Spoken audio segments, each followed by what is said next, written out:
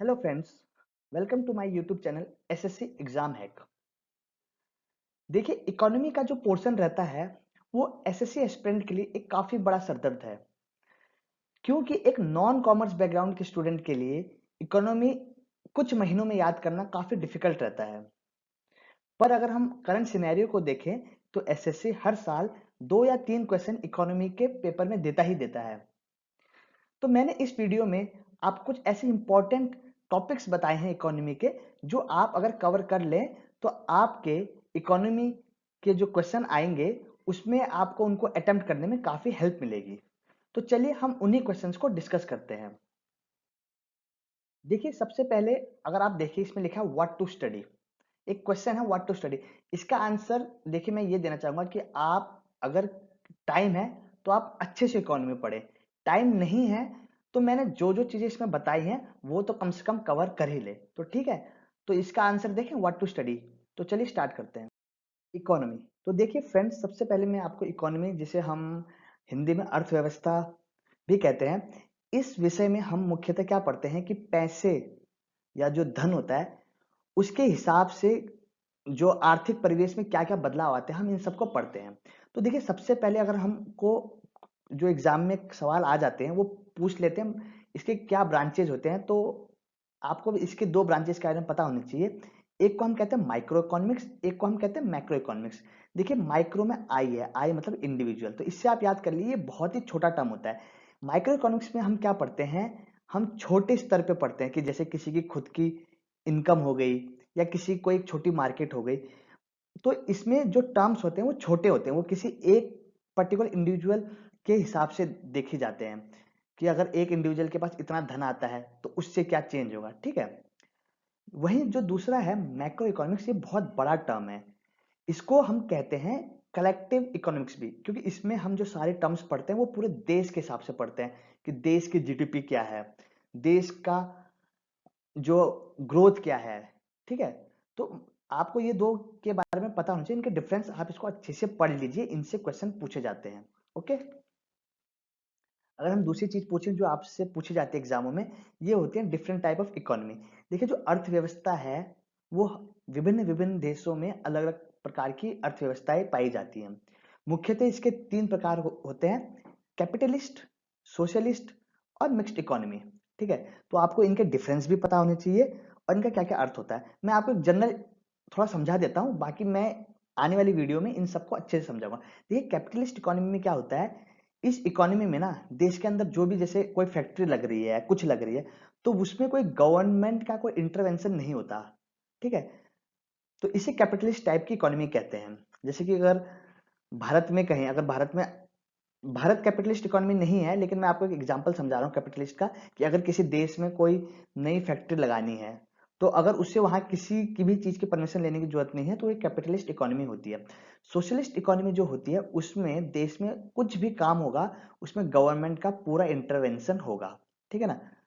मतलब अगर वहां कोई छोटी से छोटा भी आपको काम करना है तो वहां पर गवर्नमेंट की परमिशन ली जानी जरूरी है। तीसरा होता है मिक्स्ड इकोनॉमी। मिक्स्ड इकोनॉमी में होता है जहां पर दोनों टाइप पाया जाता है, सोशलिस्ट भी पाया जाता है इकोन और कैपिटलिस्ट भी पाया जाता है। देखिए, इंडिया क्या है, एक टाइप की मिक्स्ड इकोनॉमी है, क्योंकि यहाँ पर कुछ चीजें गवर्नमेंट अपने पास ले रखी है, जैसे एटॉमिक पावर हो गया, न्यूक्लियर पावर हो गया। तो इन सबको कोई भी तीसरा बंदा अपनी मर्जी से न्यूक्लियर पावर प्लांट वगैरह नहीं लगा सकता। लेकिन कुछ चीजें हैं जो सरकार ने प्राइवेटाइज कर दी है ना। तो भारत में एक मिक्स्ड इकोनॉमी है। आपको इन तीनों के डिफरेंस अच्छी तरीके से पढ़ने हैं, क्योंकि इस पर डायरेक्ट क्वेश्चन पूछे जाते हैं। ओके, आगे बात करते हैं। देखिए, इकोनॉमी में ही एक क्वेश्चन और बनता है सेक्टर्स ऑफ इकोनॉमी। मतलब जैसे अगर भारत में इकोनॉमी है, भारत की इकोनॉमी में बात करें तो जो व्यवसाय के हिसाब से ना हमने इकोनॉमी को विभिन्न विभिन्न भागों में बांट रखा है कि कोई बंदा क्या काम करता है तो वो उस इकोनॉमी वाले में, उस सेक्टर में आता है। तो देखिए, मुख्यतः 3 होते हैं, वैसे अभी 4-5 भी है, अभी टर्सरी, अभी क्वाटनरी तक भी है, लेकिन मुख्यतः ये 3 आपको पता होना चाहिए: प्राइमरी, सेकेंडरी, टर्सरी। देखिए, प्राइमरी में क्या होता है, रॉ मटेरियल जहां पर बनता है, रॉ मटेरियल्स का हिसाब से जैसे आपका एग्रीकल्चर वगैरह हो गया ना, ये आपकी प्राइमरी में आती है। सेकेंडरी में आपके आती है जहां पर रॉ मटेरियल से कोई प्रोडक्ट्स वगैरह बनाए जाते हैं, जैसे आपकी इंडस्ट्रीज वगैरह हो गई, ठीक है। ये आपकी सेकेंडरी आती है। टर्सरी जो सेक्टर होता है ये कंप्लीटली होता है सर्विस सेक्टर। सर्विस सेक्टर मतलब जो कोई सर्विस प्रोवाइड करता है, जैसे कि बीपीओ होते हैं ना, जहाँ पर फोन वोन करते हैं, ये हो गया सर्विस सेक्टर। और होटल हो गए, जो होटल आपको सर्विस प्रोवाइड करते हैं, ये सारे टर्सरी सेक्टर्स में आते हैं। तो ये आपको तीनों के डिफरेंस पता होने चाहिए, और इन सब की आपको अच्छे से एक बार पढ़ लेना चाहिए, इस पर भी डायरेक्ट क्वेश्चंस आते हैं। उसके बाद आता है टाइप्स ऑफ मार्केट। देखिए, अगर मार्केट को मैं आपको सरल शब्दों में समझाऊं, बाजार, बाजार में आप क्या करते हैं, कोई सामान खरीदते हैं और उसके बदले में आप दुकानदार को पैसे वगैरह देते हैं। तो ये जो मार्केट का स्ट्रक्चर है ना, वो इकोनॉमी के लिए बहुत इंपॉर्टेंट है। तो मार्केट को ना इकोनॉमी में बहुत अलग अलग डिफरेंट टाइप्स में बांटा गया है, कि वहां पर कैसे सामान को या फिर चीजों को किस कंडीशंस के तहत बेचा या खरीदा जाता है। तो ये आपको टाइप्स पता होने चाहिए। जैसे इसमें मैंने आपको तीन चार टाइप्स लिखे हुए हैं, थोड़ा थोड़ा समझाता हूँ इनको, ये मैं आपको अगली वीडियो में कंप्लीटली समझाऊंगा। जैसे मोनोपोली। अब मोनोपोली में क्या होता है, ऐसी मार्केट जहां पर एक ही सामान बेचने वाला है और खरीदने वाले बहुत ज्यादा है, तो ये मोनोपोली हो गई। मतलब उसका राज चलेगा, वो कितने भी दाम में बेचे। परफेक्ट कंपटीशन, परफेक्ट कंपटीशन में क्या होता है, सामान बेचने वाले भी बहुत सारे हैं, सामान खरीदने वाले भी बहुत सारे हैं, तो यहाँ पर किसी का राज नहीं चल सकता। ओलिगोपोली क्या होता है, देखिए ओलिगोपोली को मैंने याद करने का तरीका बनाया था ऑडी। देखिए ना, ऑडी, ऑडी की गाड़ी क्या होती है, लिमिटेड होती है ना। तो ये कैसी मार्केट होती है, जहां पर कुछ कुछ ही सप्लायर्स होते हैं, जैसे ऑडी, बीएमडब्ल्यू, ये कुछ ही सप्लायर्स है ना लग्जरियस कार के, और यही लोगों को केटर करते हैं। तो ये मोनोपोली भी नहीं हुआ, लेकिन जो इनके प्रोडक्ट हैं वो लिमिटेड होते हैं। मोनोपोलिस्टिक क्या होता है, देखिए मोनोपोलिस्टिक एक ऐसा टाइप का मार्केट होता है जहां पर डिफरेंट डिफरेंट, मतलब सेम प्रोडक्ट बेच रहे हैं। जैसे कि अगर आपको मैं टूथपेस्ट की बात करूं, अभी इंडिया में टूथपेस्ट हजार ब्रांड के हैं, कोलगेट, क्लोजअप, पेप्सोडेंट। तो इस टाइप की मार्केट को क्या बोलते हैं, मोनोपोलिस्टिक। इसमें क्या होता है, प्रोडक्ट सबके सेम है, सब टूथपेस्ट बेच रहे हैं, लेकिन सबके जो प्रोडक्ट है वो एक दूसरे से अलग अलग है, ठीक है। मोनोस्पनी क्या होता है, मोनोपोली का उल्टा होता है। यहां पर सेलर तो एक होता है, पर बेचने वाले बहुत सारे होते हैं।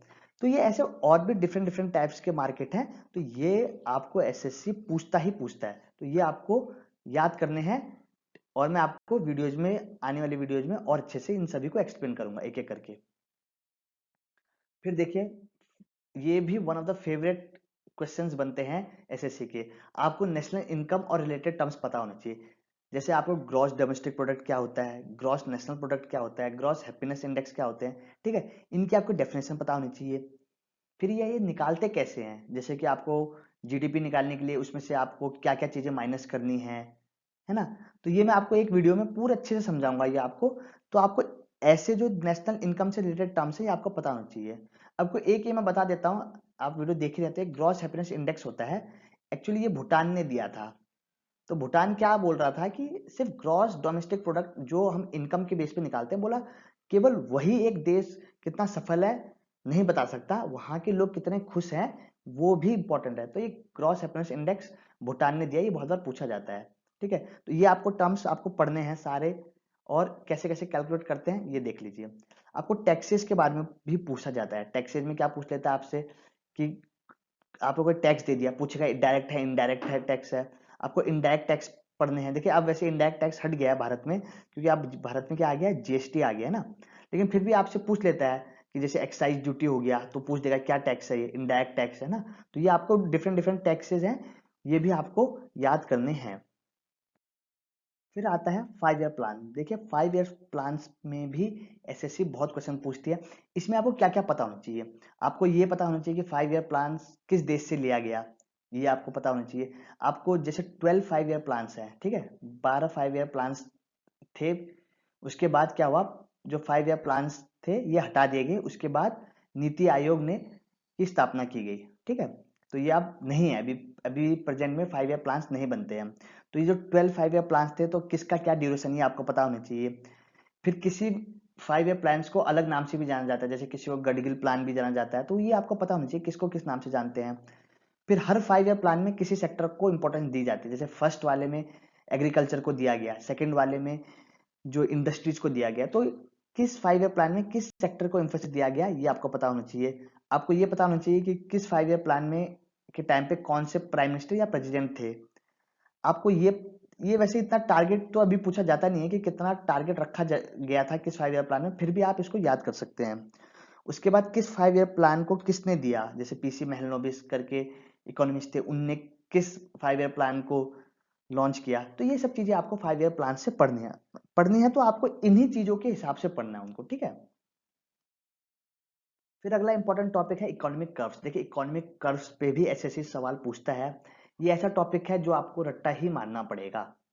वैसे इसके अलावा भी बहुत सारे कर्व्स हैं, ये 4 मैंने इसलिए लिखे क्योंकि इंपॉर्टेंट है, बहुत सारे एग्जाम में पूछा गया है। जैसे Laffer curve, Lawrence curve, Phillips curve, Kuznets curve. ये क्या है, ये ना अर्थशास्त्री थे, जैसे फिलिप्स हो गए, कुजनेट हो गया, तो इन्होंने स्टडी की इकोनॉमी के ऊपर, तो इन्होंने ये कर्व बताए। जैसे आपको बताऊं लॉरेंस कर्व, जो ये लॉरेंस कर्व है, ये कर्व क्या बताता है, ये बताता है कि जो इनकम है वो कैसे सोसाइटी में कैसे डिस्ट्रीब्यूट होती है, ठीक है। अब जो ये आपका फिलिप्स कर्व है, ये जो फिलिप्स कर्व है, ये बताता है inverse relationship between unemployment and corresponding wages के बारे में। तो इससे पूछ लेता है कि आपको क्वेश्चन दे दिया कि which curve tells about the rate of taxation and the resulting level of government revenue, तो आपको पता होना चाहिए कि ये लेफर कर्व देता है, ठीक है। इनको मैं सबको एक्सप्लेन करूंगा, लेकिन अगर आप पढ़ रहे हैं तो ये टॉपिक को मत छोड़िए। फिर आता है अनएम्प्लॉयमेंट। देखिए अनएम्प्लॉयमेंट में भी सवाल पूछे जाते हैं। अनएम्प्लॉयमेंट में कैसे सवाल पूछे जाते हैं, जैसे डिफरेंट डिफरेंट टाइप के अनएम्प्लॉयमेंट है। अनएम्प्लॉयमेंट मतलब बेरोजगारी, तो इसमें कैसे पूछ लेगा, जैसे वॉलंटरी अनएम्प्लॉयमेंट क्या हो गया कि आप अपनी इच्छा से काम नहीं करना चाह रहे। साइक्लिक एम्प्लॉयमेंट क्या होती है, देखिए जब कोई देश ना रिसेशन में चला जाता है या कुछ इस वजह से जो अनएम्प्लॉयमेंट आती है उसे साइक्लिक अनएम्प्लॉयमेंट कहते हैं। सीजनल अनएम्प्लॉयमेंट क्या होता है, ये आती है जैसे फार्मर्स वगैरह होते हैं, अब जिस टाइम पे फसल उगाने का टाइम होगा उस टाइम तो वो काम करेंगे, लेकिन जब फसल उगाने का टाइम नहीं होगा तो वो नहीं कर पाएंगे, तो ये सीजन की वजह से जो अनएम्प्लॉयमेंट आ गई है, सीजनल अनएम्प्लॉयमेंट आ गई। देखिए एक डिसगाइज एम्प्लॉयमेंट होती है। डिसगाइज अनएम्प्लॉयमेंट क्या होती है कि लोग काम करते हुए दिख रहे हैं पर एक्चुअल में कर नहीं रहे। जैसे खेत में 4 आदमी चाहिए काम करने के लिए पर 6 आदमी काम कर रहे हैं, देखने को तो 6 आदमी काम कर रहे हैं लेकिन जो 2 आदमी है ना वो डिसगाइज अनएम्प्लॉयमेंट कर रहे हैं। फिर स्ट्रक्चरल अनएम्प्लॉयमेंट क्या होता है, ये भी एक टाइप का साइक्लिक अनएम्प्लॉयमेंट होता है। जब जैसे आप मान लो कि कोई नई चीज आ गई सोसाइटी में, जैसे कि मान लो कंप्यूटर्स आ गए, तो उस वजह से जो अनएम्प्लॉयमेंट होगी कि मान लो पहले वहां 10 आदमी काम कर रहा है, कंप्यूटर अकेला काम कर रहा है, तो उसे हम स्ट्रक्चरल अनएम्प्लॉयमेंट कहते हैं, जो थोड़ा सोसाइटी के स्ट्रक्चर में चेंज होने की वजह से आता है। तो ये आपको अनएम्प्लॉयमेंट के टाइप्स पता होने चाहिए, इन पे क्वेश्चन पूछे जाते हैं। फिर आपको जो हमारी गवर्नमेंट है ना, वो अनएम्प्लॉयमेंट हटाने के लिए जैसे प्रोग्राम्स लॉन्च करती है, जैसे Mahatma Gandhi National Rural Employment Act हो गया, कि मतलब लोगों को 100 दिन तक काम मिलेगा, तो ये इन सब के बारे में आपको पढ़ना है, ठीक है। उसके बाद जो टॉपिक आता है वो है आरबीआई एंड बैंकिंग। देखिए ये टॉपिक एसएससी का बहुत फेवरेट टॉपिक है। इसमें देखिए आपको क्या क्या पता होना चाहिए, सबसे पहले आपको आरबीआई की कंप्लीट हिस्ट्री पता होनी चाहिए कि आरबीआई की फॉर्मेशन कब हुई, 1935 में हुई, नेशनलाइज कब हुआ, 1948-49 में हुआ, ठीक है। फिर आपको आरबीआई के रोल पता होना चाहिए। देखिए आरबीआई का मेन रोल क्या होता है, जो भारत की अर्थव्यवस्था है उसमें जो मनी का सर्कुलेशन है, मनी कैसे फ्लो करता है, ये पूरा कंट्रोल कौन करता है, आरबीआई करता है। फिर जब आप आरबीआई वाला टर्म पढ़ेंगे ना, तो आप उसमें इन्फ्लेशन और डिफ्लेशन जैसे शब्दों का को पढ़ेंगे। ये क्या होते हैं, देखिए ये आर्थिक मंदी जब होती है ना भारत में या किसी भी देश में, तो उस वक्त क्या होता है कि मार्केट में पैसा या तो कम चाहिए होता है या ज्यादा चाहिए होता है। तो ऐसी जो सिचुएशंस आती है ना, जब भारत में आर्थिक मंदी की सिचुएशन आती है, तो मनी का जो फ्लो होता है कि मनी की कितनी क्वांटिटी मार्केट में आनी चाहिए, वो कौन डिसाइड करता है, वो आरबीआई। तो हम ना इनके आरबीआई का जो मनी को कंट्रोल करने के मेजर्स होते हैं, दो टाइप्स के होते हैं, क्वालिटेटिव एंड क्वांटिटेटिव। तो ये आपको पता होना चाहिए कि कौन कौन सी चीजें क्वालिटेटिव मेजर्स में आती है, कौन कौन सी चीजें क्वांटिटेटिव मेजर्स में आती है। जैसे क्वांटिटेटिव मेजर्स में आपके आ जाते हैं रेपो रेट्स वगैरह आ जाते हैं, ठीक है, बैंक रेट्स वगैरह आ जाते हैं, मार्जिनल स्टैंडिंग फैसिलिटीज आ जाती है, कैश रिजर्व रेशियोज आ जाते हैं। ये बहुत सारी चीजें हैं जिससे आरबीआई मनी की क्वांटिटी को कंट्रोल करती है। तो इन सब के बारे में आपको पता होना चाहिए। इस आरबीआई और बैंकिंग वाला जो टॉपिक है इस पे मैं आपको एक कंप्लीट वीडियो बनाऊंगा, जिससे आपके ये जो सारी चीजें हैं ये क्लियर हो जाएंगी। फिर आते हैं आपके कुछ मिसलेनियस टॉपिक्स जो आपको अलग अलग से पढ़ने होंगे। जैसे आपको ना कोर इंडस्ट्रीज पता होनी चाहिए, जैसे 8 कोर इंडस्ट्रीज है, माइनिंग, सीमेंट, कोल वगैरह, ये सब आपको पता होना चाहिए कौन कौन सी कोर इंडस्ट्रीज है। आपको अगर टाइम मिलता है तो आप नवरत्ना तो, क्योंकि ज्यादा नहीं है नवरत्न, आप नवरत्नाज कौन कौन से नवरत्नाज हैं वो याद कर लीजिए। मिनी रत्नाज बहुत ज्यादा है, इतने याद नहीं कर पाएंगे, फिर भी अगर नवरत्नाज तो आप याद कर ही सकते हैं।